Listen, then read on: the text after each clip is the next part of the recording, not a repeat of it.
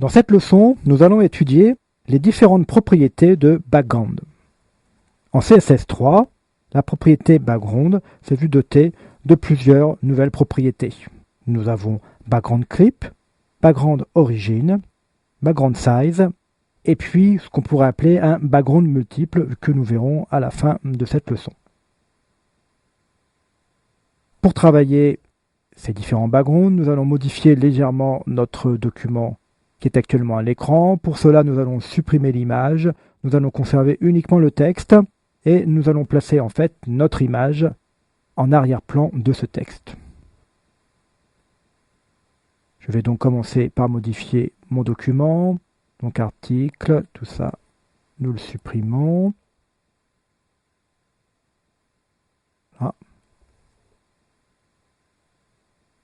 Nous vérifions dans Safari, donc nous allons simplement modifier un tout petit peu quelques caractéristiques.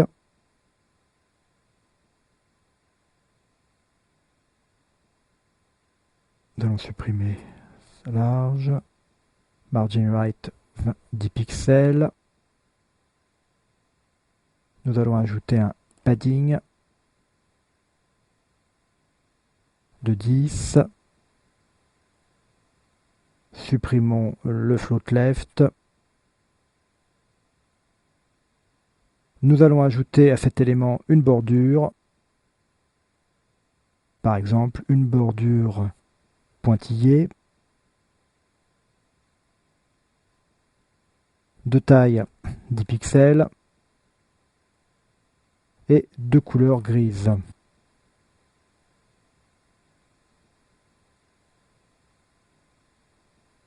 Enfin, nous allons écrire les textes également de couleur gris.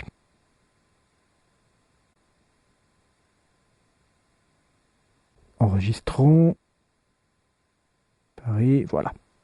Nous allons donc pouvoir introduire notre image en arrière-plan.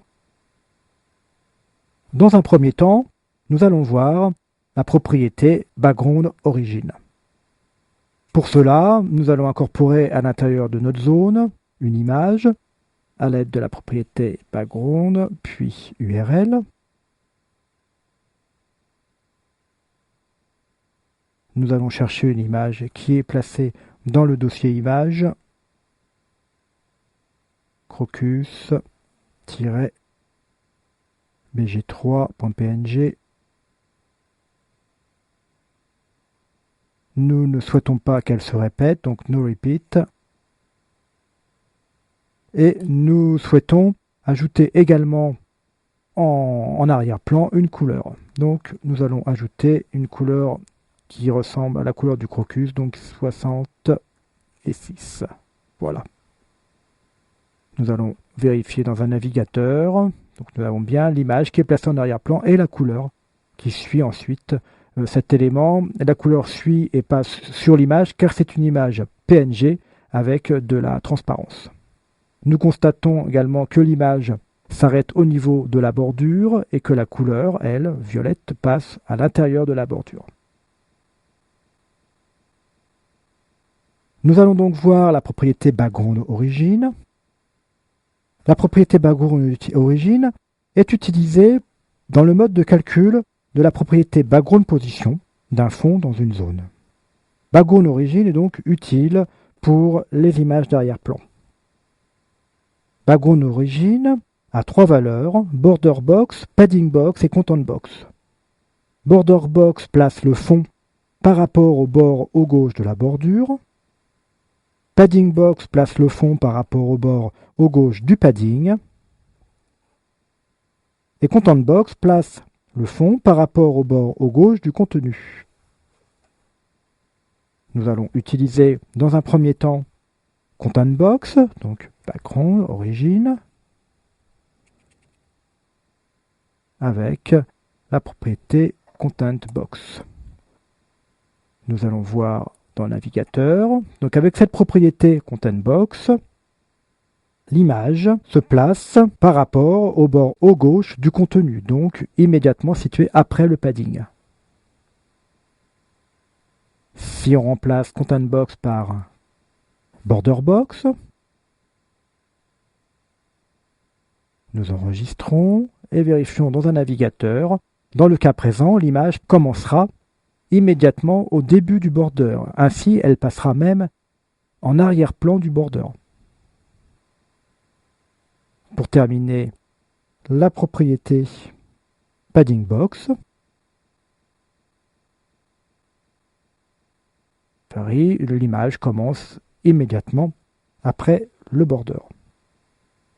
Notez que Firefox, notamment la version 3.6 de Firefox, utilise une version erronée de la spécification. Il utilise les valeurs border et content avec le préfixe mouse. Nous écrirons donc mouse border et mouse content. Nous allons maintenant voir la propriété background size. Cette propriété permet de spécifier la taille de l'image d'arrière-plan. 3 valeurs sont possibles, content, cover et la taille de l'image en pourcentage ou en longueur. Nous allons modifier légèrement cette propriété background size et nous allons utiliser par exemple la valeur content. J'enregistre et nous regardons dans Safari. La valeur content adapte l'image à la taille du contenant mais conserve son homothétie. L'image sera ainsi adaptée soit dans sa largeur, soit dans sa hauteur, de manière à ce qu'elle s'affiche complètement dans la zone. Nous allons revenir sur ce document et utiliser la valeur cover. Cette valeur agrandit l'image à la taille du bloc, de manière à ce que l'image couvre la totalité du contenant. L'image est agrandie en homothétie, elle n'est donc pas déformée, mais pour certains blocs comme celui-là, on ne voit plus qu'une petite partie de notre image. Enfin, nous pouvons utiliser une mesure, par exemple 50%. Donc nous allons regarder dans le navigateur, après enregistrement, donc Safari, enregistrer. Donc notre image est à présent d'une taille de 50% par rapport à la taille de l'élément contenant. Donc c'est 50% par rapport à la taille de notre élément article. Enfin, nous allons étudier la propriété background clip. La propriété background clip permet de déterminer si la couleur d'arrière-plan se place ou non derrière la bordure. Par défaut, la couleur d'arrière-plan se place derrière la bordure. Je retire cet élément. Nous regardons dans Safari, la couleur d'arrière-plan se place bien derrière la bordure. Nous allons ajouter cette propriété background-clip avec une valeur, donc 3 valeurs sont possibles, border box, padding box ou bien important. Par défaut, c'est la valeur qui est border box, donc c'est-à-dire que la couleur passe en arrière-plan de la bordure. Nous allons utiliser cette valeur, padding box, enregistrons et vérifions dans le navigateur. Cette fois-ci, nous avons bien une couleur d'arrière-plan qui commence après la bordure, contrairement à ce que nous avions tout à l'heure, puisque la couleur commençait en arrière-plan de la bordure. Enfin, nous allons utiliser le background en tant que background multiple. En effet, la propriété background peut voir s'ajouter ici plusieurs images. Donc nous allons modifier de nouveau encore légèrement notre document pour que notre résultat final ait un petit intérêt. Donc au niveau de la balise article, je vais modifier légèrement pour agrandir l'ensemble de ce conteneur. Donc nous allons lui mettre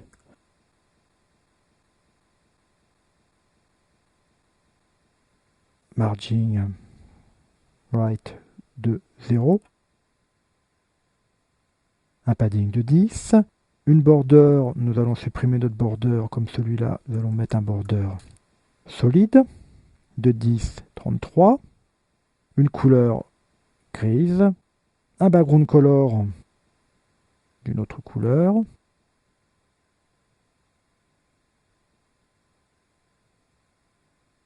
de point FF0, jaune, virgule. Modifions la taille de la police pour une taille de 16 pixels. Nous modifions la hauteur de ligne, line height, 1.2 EM. Modifions la graisse de la police, font weight, 400. Modifions ou spécifions que les lettres sont espacées normalement. Et enfin la police. Font family du Times. Là, nous enregistrons. À présent, nous allons réaliser notre background multiple sur la balise body. Pour ce faire, j'ajoute ici un sélecteur body.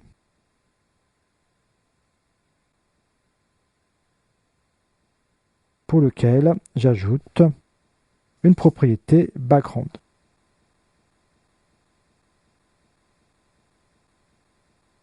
Avec un premier URL. Cette première URL va chercher une image dans le dossier image et une image qui a été créée pour se placer derrière la zone d'article. Donc fond-ombre de .png. Nous allons souhaiter centrer cet élément, centrer droite-gauche et puis le placer par rapport à la position top et nous ne voulons pas qu'elle se répète, donc no repeat. Ensuite, nous ajoutons une virgule et nous pouvons ainsi créer une seconde URL pour y placer une seconde image. Image / fond couleur. Cette image également a été créée spécialement pour ce document. .gif. Cet élément est top left et il sera répété sur l'axe horizontal. Point virgule. Nous enregistrons et nous vérifions cela dans le navigateur Safari. Voilà, nous avons ainsi réalisé très facilement une mise en page comprenant une ombre ainsi qu'un élément répétitif sans devoir pour autant ajouter des éléments, des blocs div supplémentaires comme nous aurions fait dans une méthode classique de mise en page. Les backgrounds sont donc d'un intérêt tout à fait évident puisque grâce à eux, nous allons pouvoir réaliser des fonds multiples et nous allons pouvoir mieux gérer leur position à l'intérieur des différents blocs de notre page.